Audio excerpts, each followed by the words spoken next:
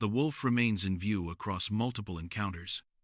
It appears in similar places, under similar light, moving at a pace that does not suggest urgency or intent.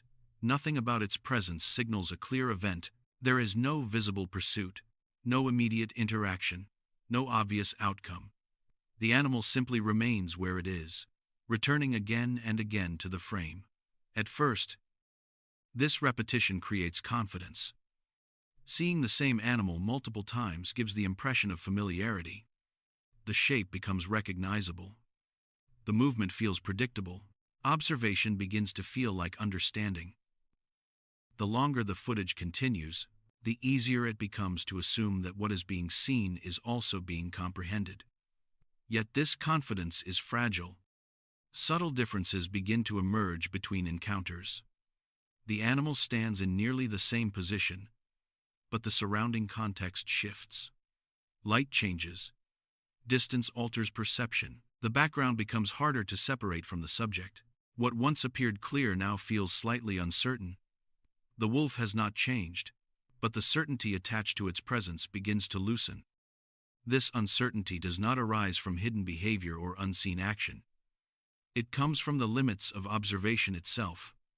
The frame captures presence, but not context.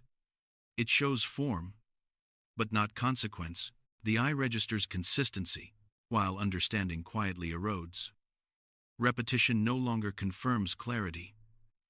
Instead, it exposes how easily perception fills gaps with assumption. Seeing, in this case, does not lead steadily toward comprehension. It circles it. Each encounter adds information while simultaneously revealing how much remains unresolved. The animal stays constant. What shifts is the observer's confidence in what that constancy means. The wolf remains visible. What becomes unclear is how it should be interpreted. And in that gap between presence and understanding, observation begins to fail. The same image repeats across different moments. The wolf stands along the edge of a clearing, partially framed by vegetation, its outline neither fully separated nor fully obscured. In one encounter, the animal appears stationary. In another, the posture seems slightly altered, though the difference is subtle enough to invite disagreement. Some observers describe stillness. Others notice minor shifts that suggest movement. The footage does not resolve the discrepancy. As these observations accumulate, interpretation begins to diverge. The eye searches for pattern and intention. Even when none can be confirmed, a pause is interpreted as waiting. A change in angle is taken as repositioning. The absence of visible action becomes something to explain, rather than something to accept. The animal remains unchanged, but the language used to describe it becomes less certain, more conditional. This inconsistency is not caused by the animal behaving differently. It is caused by the observer relying on incomplete visual information. The frame compresses depth. Distance reduces scale. Background elements merge with the subject, making separation difficult. What appears to be the animal's outline is sometimes a shadow or a shift in light. The visual system fills gaps automatically, transforming ambiguity into assumed clarity. With repeated viewing, confidence does not increase uniformly. Instead, it fragments.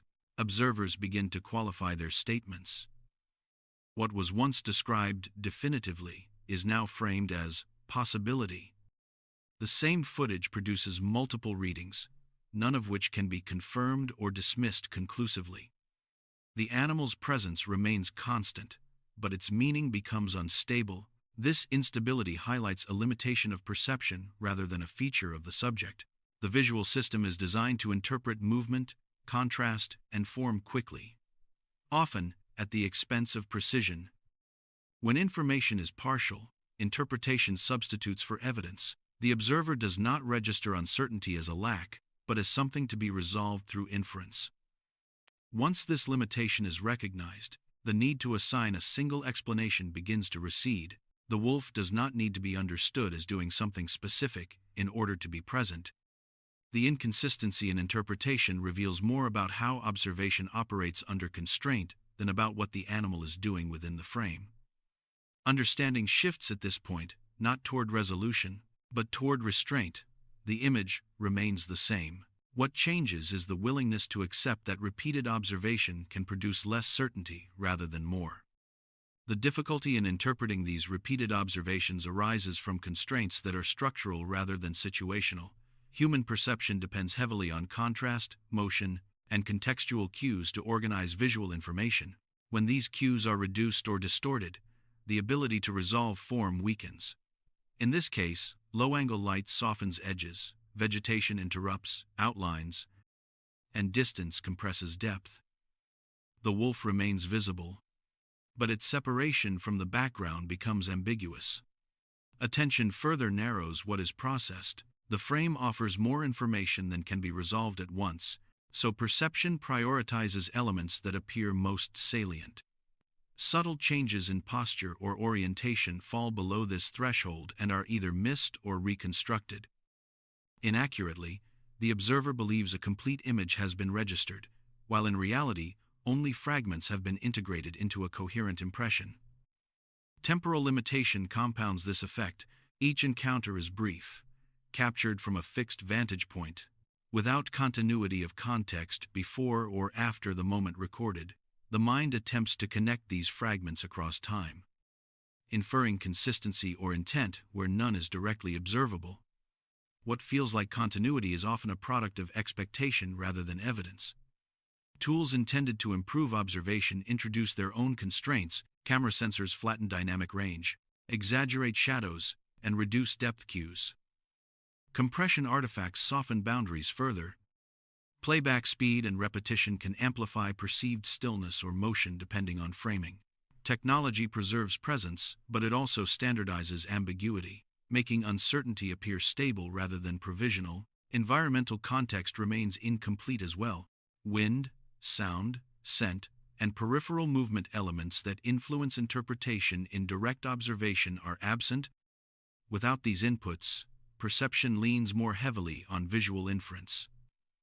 The observer fills missing context with assumption, not because of bias alone, but because the perceptual system requires coherence to function.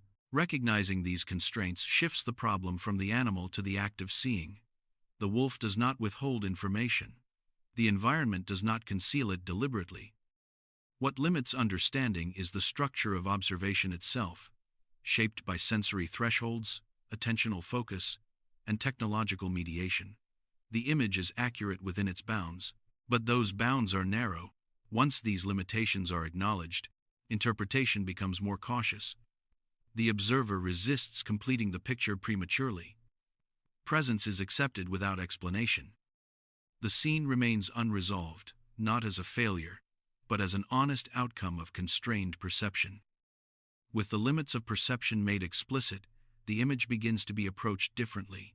The observer no longer treats repetition as confirmation, or stillness as an event that requires explanation. The wolf remains in the frame, but the impulse to resolve its presence into a single meaning weakens. What was once interpreted as intention is now understood as projection. What appeared to be clarity is recognized as assumption layered onto partial information. The scene itself does not change.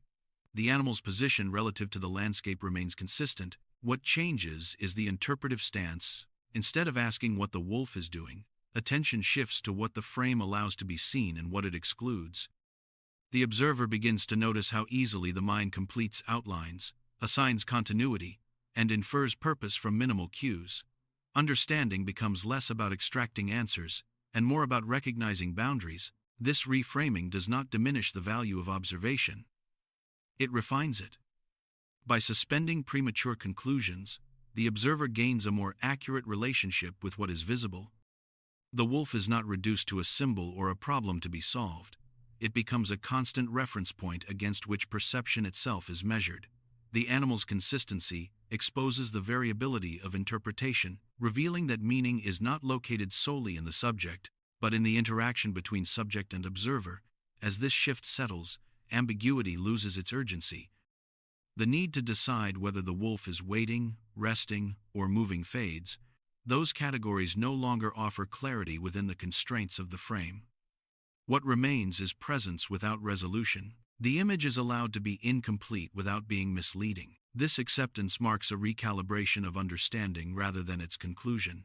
In this state, observation becomes quieter and more disciplined. It resists narrative closure.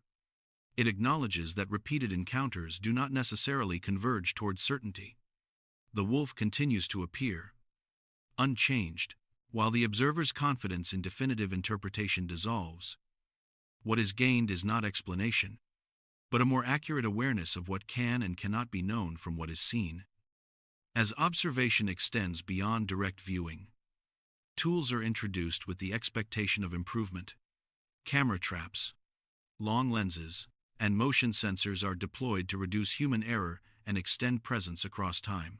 The same wolf appears again, captured from fixed angles and repeated intervals. The animal remains visible, framed by the same environment, recorded with greater consistency than any single observer could maintain. Yet these tools do not resolve uncertainty. They redistribute it. The camera records without context, flattening depth and compressing motion into discrete frames. What appears continuous in the field becomes segmented on screen. Subtle shifts in posture are preserved, but their relevance remains unclear. The device captures presence accurately, while stripping away peripheral information that might otherwise guide interpretation. Playback introduces further distortion.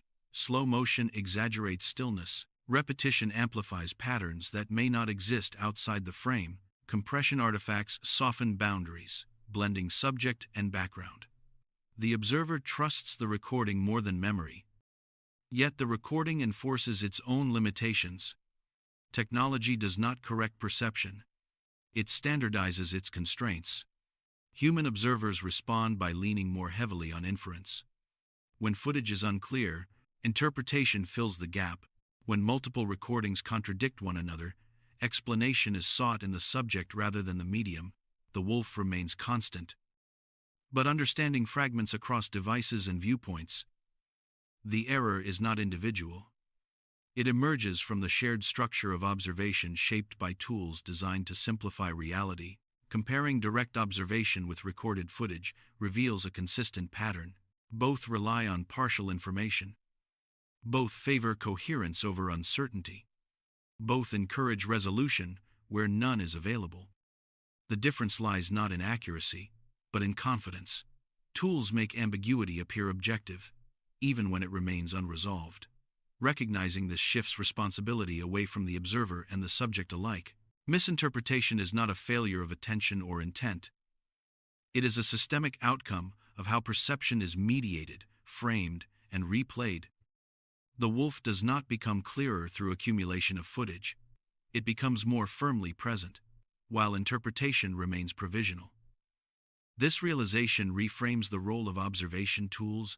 They extend visibility, but they do not guarantee understanding. They preserve the animal's presence while reinforcing the limits of interpretation. The scene remains open, not because something is hidden, but because perception itself cannot fully resolve what it records. Complete understanding remains limited, because observation operates within boundaries that cannot be fully removed. Human vision is adapted for immediate decision-making, not for exhaustive resolution of distant detail. It prioritizes contrast, motion, and relevance, filtering out information that appears static or ambiguous. Perception does not deepen, it plateaus. Additional viewing does not necessarily add clarity, because the sensory system has already extracted what it can from the available signal. Environmental conditions impose further constraints. Light shifts subtly across time, altering texture and outline. Weather introduces noise that masks fine detail. Vegetation interrupts continuity. And terrain reshapes perspective. These factors are not temporary obstacles but permanent features of natural settings. They ensure that any single view, no matter how extended, remains partial. The scene is always embedded within variables that prevent complete resolution. Cognitive processes reinforce these limits. The mind seeks coherence, assembling incomplete input into stable interpretations. This tendency is efficient but imprecise. It reduces uncertainty by favoring familiar patterns. Even when evidence is insufficient, once an interpretation forms, subsequent observations are filtered through it, narrowing the range of alternative readings. Correction becomes possible only when the limitations of perception are actively acknowledged. Technology does not remove these boundaries. It reframes them. Sensors extend range but reduce dimensionality. Recording increases duration, but fragments continuity. Analysis software highlights certain features while suppressing others. Each tool clarifies one aspect of observation while obscuring another. The accumulation of data increases confidence in presence, not certainty in meaning. These constraints explain why perception can be refined but never completed. Observation improves by recognizing its own limits, not by overcoming them. Understanding remains provisional, shaped by what can be seen, what cannot, and how interpretation adapts to that imbalance. The animal remains present throughout, unchanged by the process. What shifts is the observer's awareness of how little can be concluded from even sustained attention. In accepting these limits, observation becomes more precise in its restraint. It no longer aims for mastery or closure. It acknowledges that visibility does not equate to comprehension, and that repeated exposure does not guarantee resolution. The scene remains open, not as an invitation to mystery, but as an honest reflection of perceptual boundaries. The wolf remains visible at the end of this sequence, not because it has revealed something decisive, but because it never needed to. What has shifted is the way observation is approached. The expectation that repeated exposure leads to clarity gives way to a more restrained understanding that seeing is an act shaped by limits, not a guarantee of comprehension. The animal does not become simpler or more complex through attention.